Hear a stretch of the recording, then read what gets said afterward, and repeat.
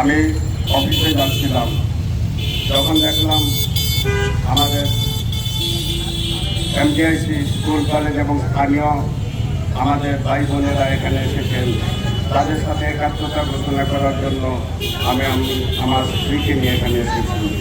রমিসার হত্যার বিচার চেয়ে এদেশে বিচারের বাণী নীরবে নিবৃতে কাজে সেখানে আমরা কি আশা করতে পারি? যেখানে বিচারক বলে, বিচারককে শিখিয়ে দেওয়া হয় যে আমি দাঁড়িয়ে যাবো, আপনি বলবেন বসে যান, আর বসে যাব। যেখানে স্থায়ী কেলেঙ্কারি হয় এবং তার বিচার হয় না, সেখানে আমরা কি আশা করতে পারি?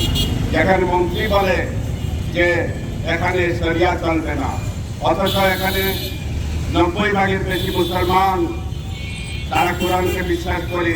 কোরআনের মধ্যে বলেছে তোমরা শরিয়া আইন কায়েম করো, তার বিরোধিতা করে বলে শরিয়া আইন চলবে না। তার আমরা ধিক্কার জানাচ্ছি, কারণ মন্ত্রী হয়ে এরকম বক্তব্য অত্যন্ত দায়িত্ব জ্ঞানহীন এবং এটা কোরআন সুন্নাহর পরিপন্থী। আমাদের রাসূল শরিয়া আইন কায়েম করেছিলেন। আল্লাহ কোরআনে বলেছেন রাসূলের মধ্যে তোমাদের উত্তম আদর্শ, অর্থাৎ শরিয়া আইন কায়েম করা আমাদের প্রত্যেক মুসলমানের জন্য। এ দেশের জনগণের আকাঙ্ক্ষা, যেখানে কোরআনের আইন বলবৎ জনগণ চাচ্ছে, জনগণের দাবি এরকম হীন হত্যাকাণ্ড এবং জঘন্য অপরাধের শাস্তি প্রকাশ্যে মৃত্যুদণ্ড, যাতে করে ভবিষ্যতে কেউ সাহস না পায় এরকম অপকর্ম করার জন্য। সুতরাং সারা জাতি আজ খুবই ফেটে পড়েছে। সবার একই দাবি যে এই খুনির প্রকাশ্য বিচার চাই। এ ধরনের সব ধরনের খুন, শিশু হত্যা, নারী হত্যা এবং অন্যায় সব ধরনের হত্যাকাণ্ড যাতে বন্ধ করা হয় চিরতরে, সেজন্য সরকার উদ্যোগী হবে এবং জনগণ তখন সরকারের পাশে থাকবে।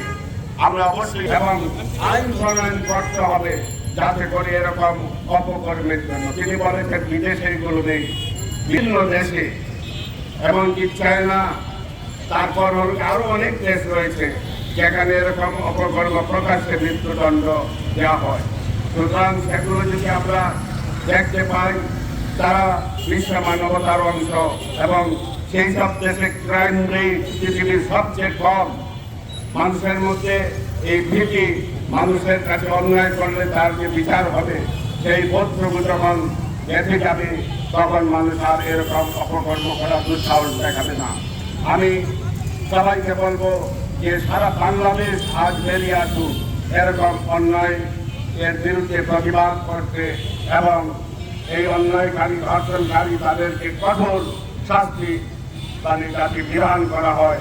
এবং একই সঙ্গে আমি বলবো যে মন্ত্রী যিনি বলেছেন যে এরকম এদেশে শরিয়া চলবে না, এটা পরিষ্কার কোরআনের বিরোধিতা, ইসলামের বিধিবিধানের বিরোধিতা, তাকে জাতির কাছে ক্ষমা চাইতে হবে। সুতরাং আমি আজকের এই সমাবেশে একাত্মতা ঘোষণা করে আমি আপনাদের সফলতা কামনা করছি।